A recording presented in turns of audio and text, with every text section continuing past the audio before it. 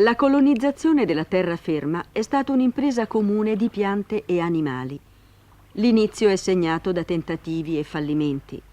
In effetti, il passaggio alla terraferma non sarebbe stato possibile se gli organismi non fossero stati capaci di portare con sé l'acqua del mare.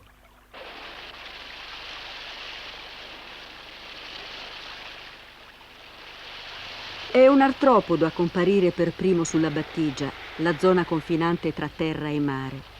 La vita animale esiste già da 2,5 miliardi di anni, completamente sott'acqua. Ora è pronta a comparire sulla terra, anche se solo temporaneamente. Gli artropodi, comprendenti gli insetti, costituiscono l'80% delle specie viventi sulla terra. Molti di essi, come questo granchio, una occipoda arenaria, non rompono mai completamente i loro legami col mare e conducono un'esistenza per metà acquatica e per metà terrestre.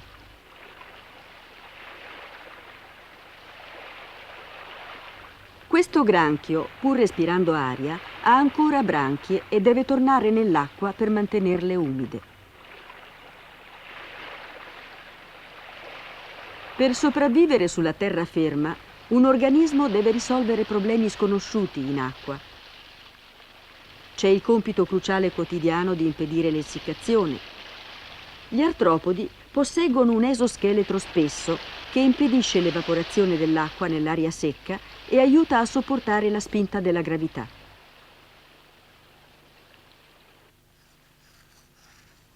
Gli animali, perso il galleggiamento nell'acqua del mare, devono far fronte alle conseguenze della gravità. Molte forme di vita risolvono questo problema rimpicciolendosi. I millepiedi e gli scorpioni somigliano molto agli artropodi che una volta terrorizzavano il mondo marino. Nel mare antico queste creature avevano raggiunto la lunghezza di 2 metri, la misura di uno squalo di media grandezza.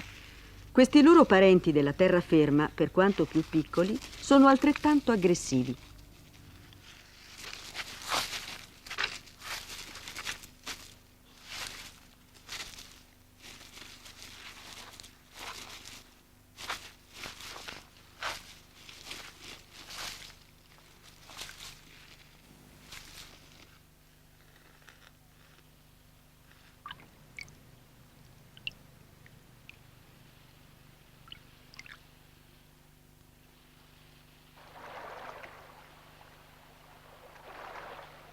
Quando i primi animali lasciarono il mare, le piante si erano già stabilite sulla terra. Qui esse erano nella migliore posizione per assorbire la loro principale risorsa, la luce solare. A loro volta, esse fornirono agli animali cibo e ossigeno.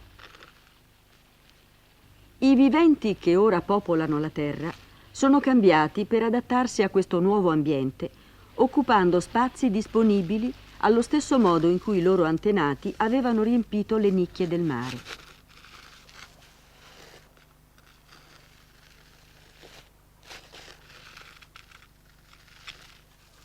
Certi animali, pur muovendosi con facilità sulla terra e pur trovando cibo e ripari lontano dall'acqua, non si avventurano mai lontano da questa, perché senza acqua non possono riprodursi. Questo granchio di terra comincia la sua vita nell'acqua come plancton. Poi, quando abbandona l'oceano, porta con sé acqua all'interno della sua corazza per poter vivere sulla terraferma.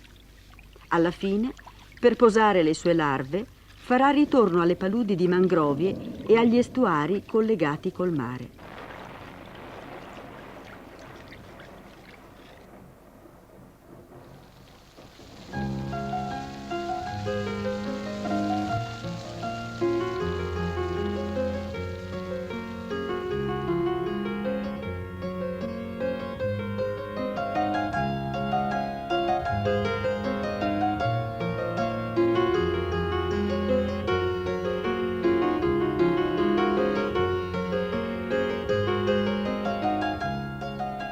La vita sarebbe rimasta vicina al suo luogo di nascita nel mare se non fosse stato per la capacità unica dell'acqua di spostarsi. Man mano che l'acqua evapora dagli oceani e cade sulla terraferma, man mano che la pioggia cade all'interno, la vita avanza al di là dei confini dell'oceano. Le piogge forniscono nuovi luoghi agli esseri viventi, dove poter mantenere umida la loro pelle, fornirsi d'acqua e riprodursi.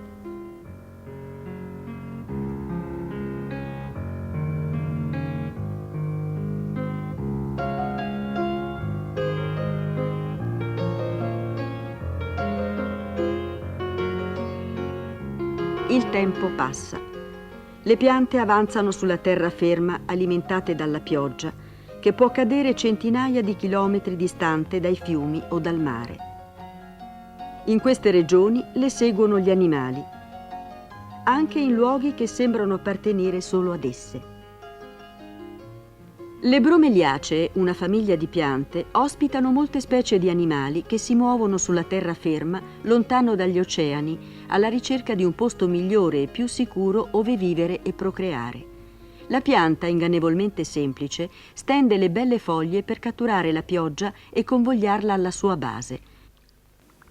Essa costituisce un ambiente perfetto ove la vita animale può depositare le uova. Ancora una volta la vita nasce nell'acqua.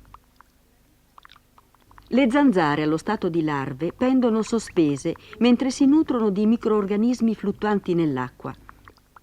Una specie di snorkel permette loro di respirare l'aria dalla superficie.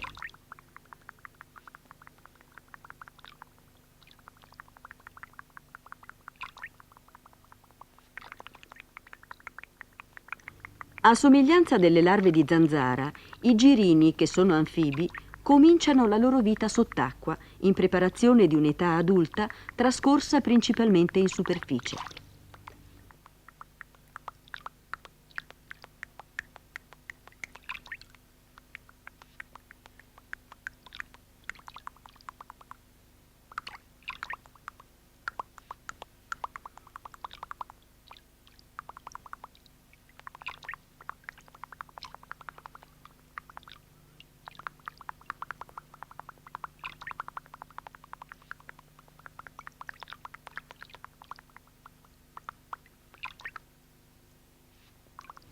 Tutti gli anfibi discendono da un tipo di pesce di acqua dolce respirante aria.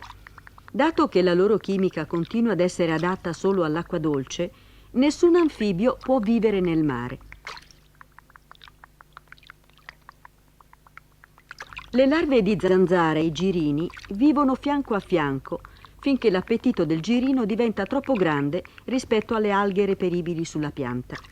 Allora, man mano che i girini aumentano drammaticamente il volume del loro corpo, i membri della popolazione delle zanzare spariscono ad uno. Col passar dei giorni, sulla pianta bromeliacea, le code dei girini scompaiono lentamente e sono sostituite da gambe. All'interno, le branchie si trasformano in polmoni, in preparazione ad una vita al di fuori della pianta. Con la coda quasi scomparsa, le gambe pienamente formate e i polmoni pronti, la nuova rana adulta è equipaggiata per abbandonare la sua primitiva casa costituita da una bromeliacea. La rana cerca ora più cibo, un cibo più consistente delle larve.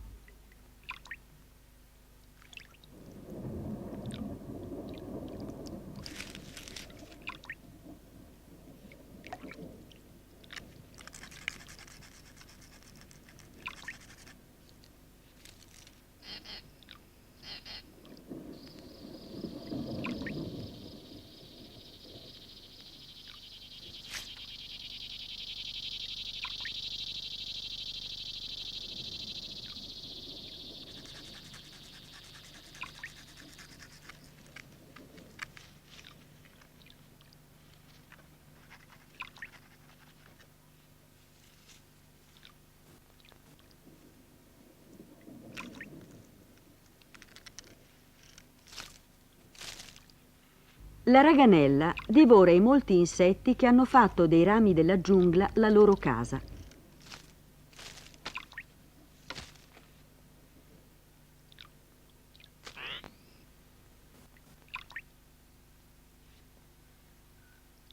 Nessun animale è al riparo dai predatori. Una rana, per evitare di essere mangiata, deve evitare di essere veduta. Ogni movimento improvviso può attirare l'attenzione.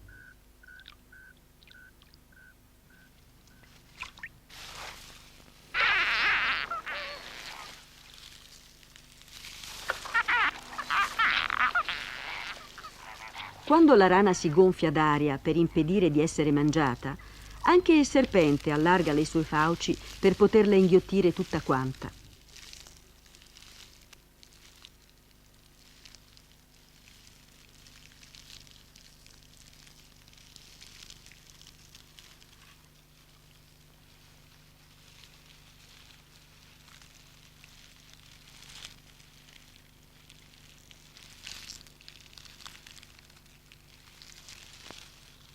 Le rane hanno un tasso di mortalità altissimo, che bilanciano depositando un numero enorme di uova.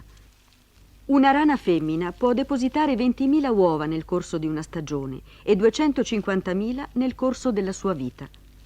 Se anche solo 2 di tali uova danno vita ad individui adulti, la popolazione delle rane non scomparirà. Si tratta di una vecchia strategia tuttora in uso per garantire la sopravvivenza della specie.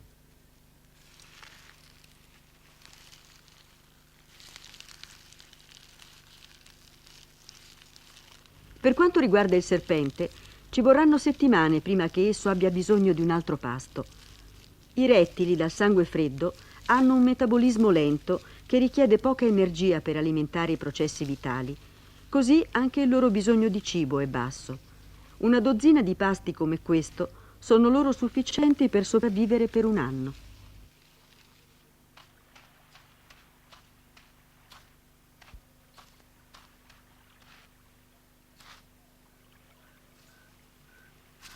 Ora i rettili dominano la terra.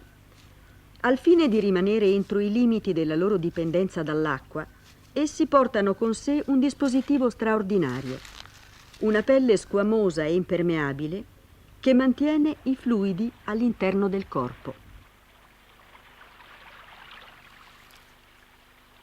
I rettili, liberati dalla loro dipendenza dall'acqua, sono capaci di rimanere attivi in condizioni che nessun anfibio potrebbe tollerare, come ad esempio rimanere per lunghi periodi sotto il sole cocente. In effetti i rettili preferiscono i luoghi caldi e assolati.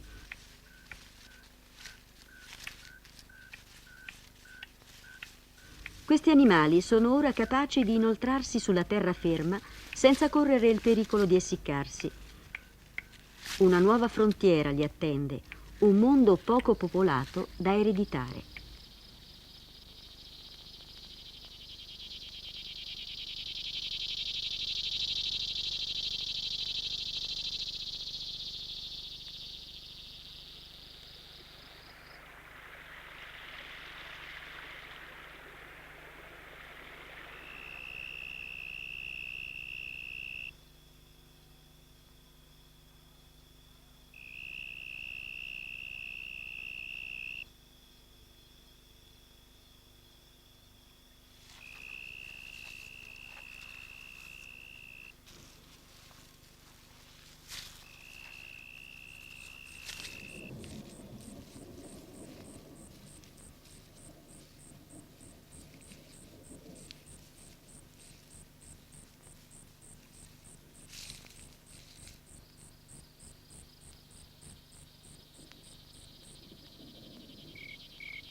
Questo è il periodo che precede gli uccelli e i mammiferi. Nessun scoiattolo rumoreggia, nessuna lontra gioca, nessuna anatra o oca nuotano fianco a fianco. Queste sono le prime paludi ed esse appartengono ai rettili.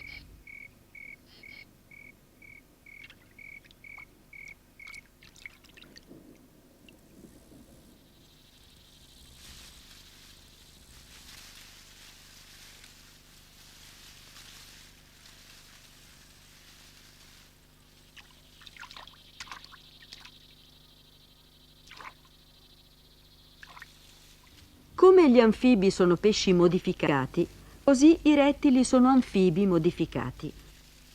Capaci di muoversi agevolmente sulla terraferma, essi sviluppano un largo torace, le ossa pelviche e robuste spalle. Le ossa offrono un sostegno ai loro potenti muscoli.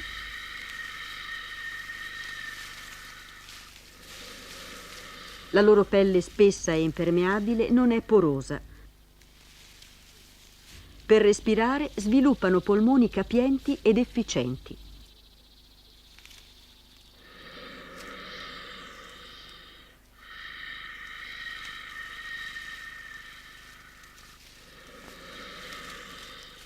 Ma il più grande sviluppo da quando la vita è comparsa nel mare miliardi di anni prima, uno sviluppo che rende il rettile unico, sta in un nido protetto e non visto. La sua comparsa col rettile segnala un'ulteriore libertà per la vita animale. Si tratta dell'uovo col guscio. Data la rivalità tra gli animali sulla terraferma, un rettile preferisce far ritorno all'oceano.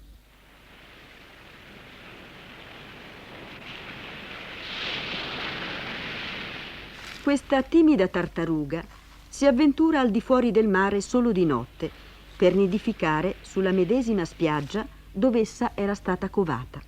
Al momento opportuno, essa deporrà le proprie uova accuratamente al di sopra della linea dell'acqua affinché l'embrione non affoghi.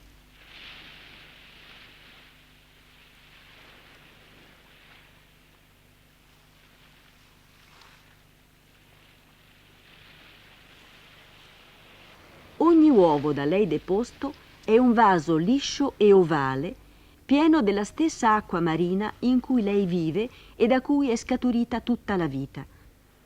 Le uova sono un simbolo del distacco della vita dal mare e nello stesso tempo una concessione alla sua continua dipendenza dall'acqua.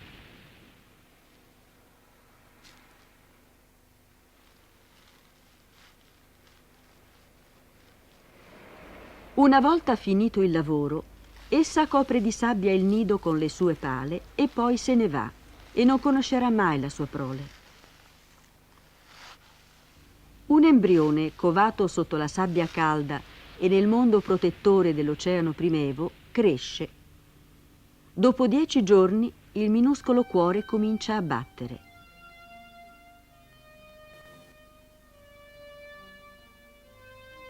Dopo 18 giorni spunta un grande occhio e si comincia a vedere l'ossatura. Dopo 25 giorni questa è ora ben distinta. Minuscoli vasi sanguigni sono ora evidenti. Il corpo si contorce, la piccola coda si agita.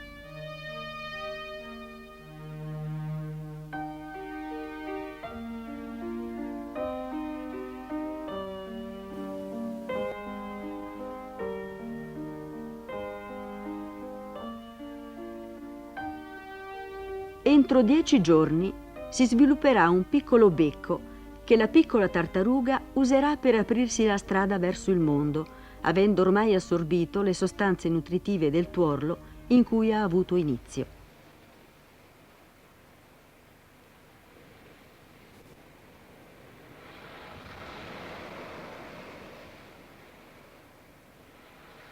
L'uscita dal guscio è un processo faticosissimo, ma appena le giovani tartarughe sono libere, provano un sussulto di energia, alimentato dalla scorta di proteine che una volta le circondava nell'uovo.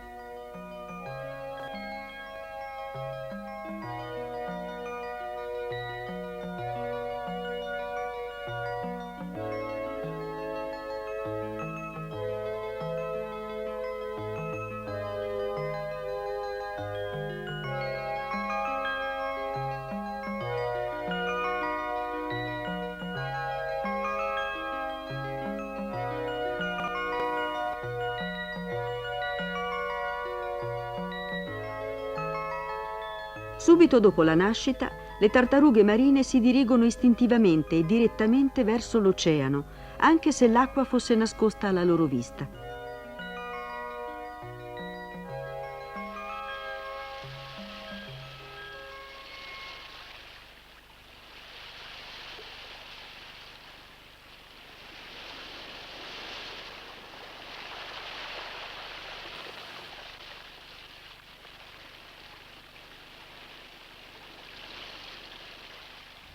Lasciandosi guidare dal sole o dalle stelle, o in virtù di una rimembranza innata del gusto particolare dell'acqua, queste giovani tartarughe, dopo per migliaia di chilometri nel mare aperto, torneranno in qualche modo su questa spiaggia per deporre le loro uova.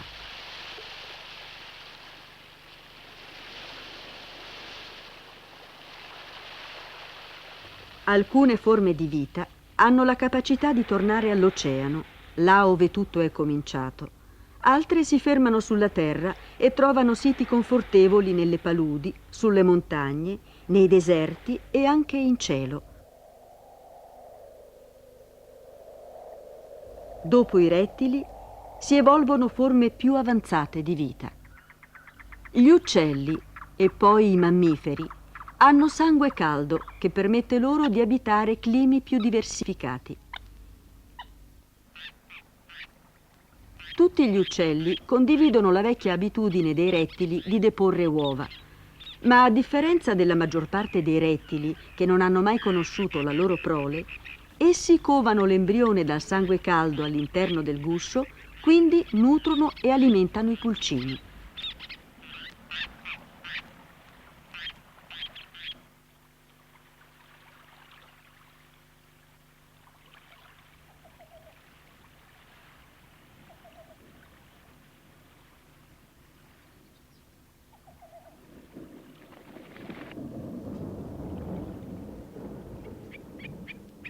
Man mano che sviluppano sistemi più adatti per riprodursi, mantenersi caldi e nutrirsi, gli animali diventano capaci di inoltrarsi sulla terraferma seguendo il ciclo dell'acqua e di popolare così le varie zone acquatiche del pianeta.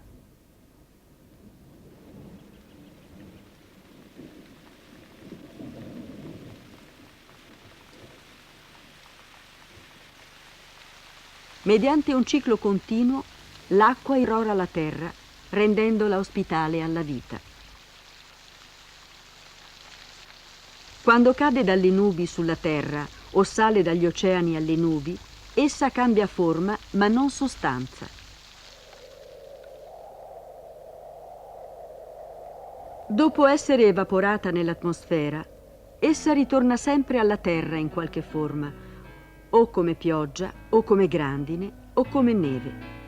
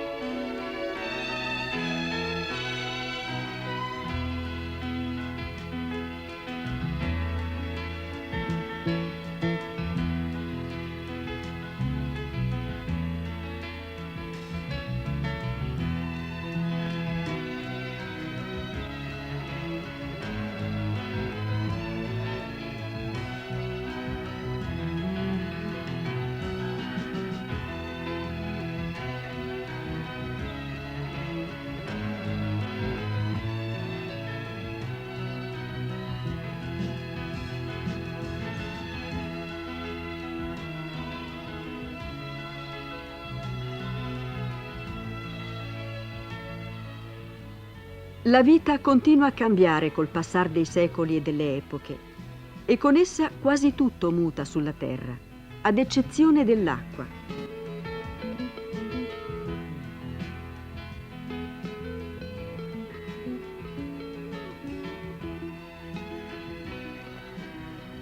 L'acqua che ieri era vapore può essere pioggia o neve domani. L'acqua che oggi è dolce può essere parte dell'oceano domani, perché l'acqua in tutte le sue forme è in continua fase di riciclaggio. L'acqua che scorre in questo torrente è forse la stessa che è scorsa nelle vene di antichi dinosauri. L'acqua è il fiume su cui l'evoluzione ha programmato il suo corso.